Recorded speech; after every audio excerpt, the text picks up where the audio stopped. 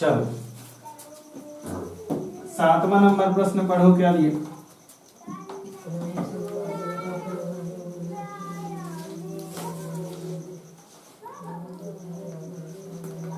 चलो बेटा देखो 7वां बोला है कि प्रमेय 6.1 का प्रयोग करते हुए सिद्ध कीजिए कि एक त्रिभुज की एक भुजा के मध्य बिंदु से होकर दूसरी भुजा के समांतर खींची गई रेखा तीसरी भुजा को क्या करती है, समद्विभाजित करती है। चलो हम एक यहाँ पे त्रिभुज बना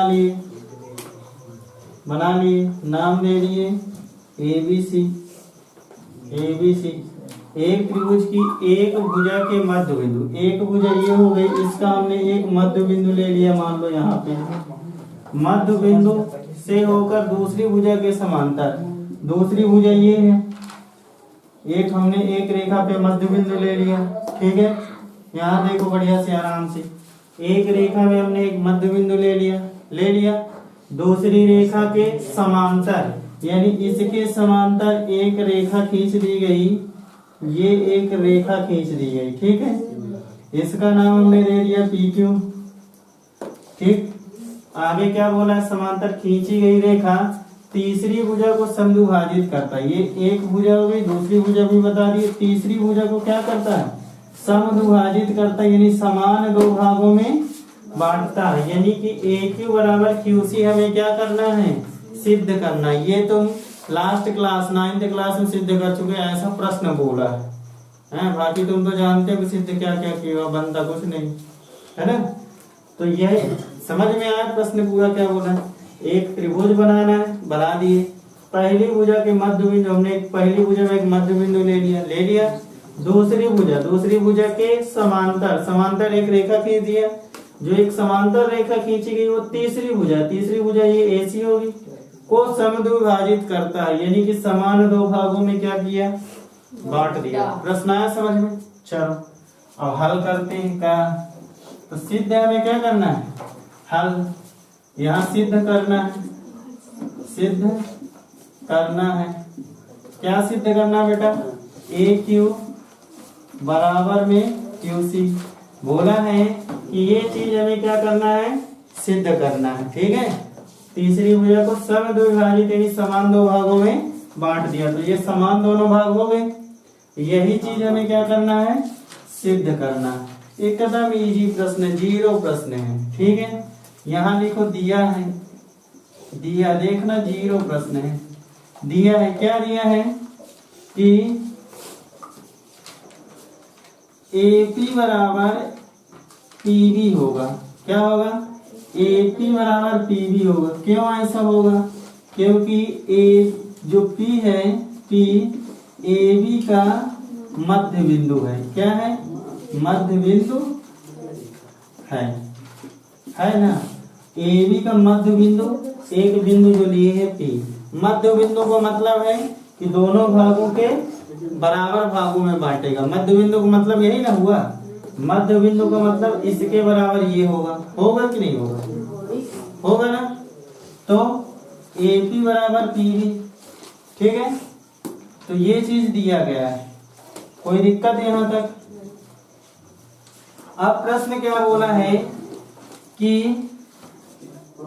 दिया है, क्या दिया है कि PQ समांतर BC दिया है ना इतना। जब PQ समांतर BC है तो क्या हो जाएगा, AP अपान में PB, यानी कि इसके बटे ये वाली भुजा बराबर AQ अपान में QC, इसके बटे ये वाली भुजा। कहाँ से बेटा ये आया, प्रमेय 6.1 से। होगा कि नहीं होगा, इतने तक आया समझ में। अब हमें देखो बेटा सिद्ध क्या करना है, सिद्ध ये करना है कि AQ बराबर QC, AQ और बटे QC। अगर QC यहाँ पे आ गया और मान लो इसका पक्ष हमने 1 कर दिया, कितना कर दिए, 1, तो QC इधर आ जाएगा क्लास में, तो QC बराबर AQ हो जाएगा कि नहीं हो जाएगा, हो जाएगा। तो इसको 1 कैसे किया जाएगा, नजरिया कैसे, देखो यहाँ हम पढ़े हैं, इसको समीकरण 1 दे दो नाम।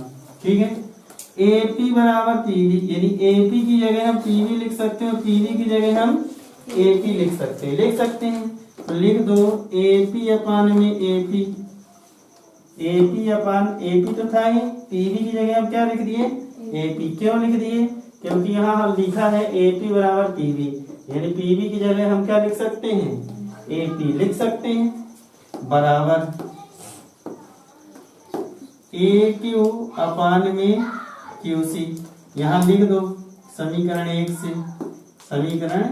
से, ठीक है। मान रखने ये कैंसिल हुए तो 1/1 हो गया ना बेटा, कोई दिक्कत?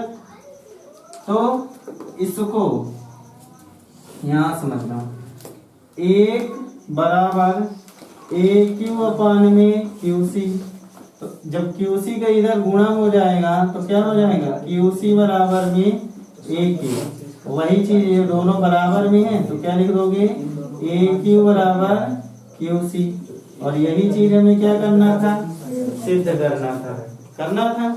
फिर लिख दोगे अतः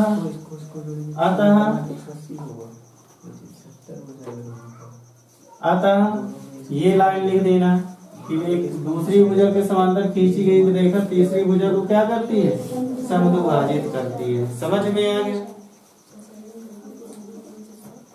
बंद करो।